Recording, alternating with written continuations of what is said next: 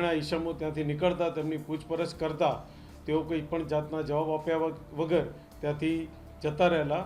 એટલે આ કામના ફરિયાદીને ડાઉટ પડતા વિશેષ પૂછપરછ કરતા આ જે માણસો ત્યાંથી જતા રહેલા એકદમ ટોળાને ભેગું કરી અને સોસાયટીના ગેટ ઉપર આવી અને એકદમ હલ્લો મચાયેલો, હથિયારો સાથે, બેઝબોલ તલવારને એવી સાથે.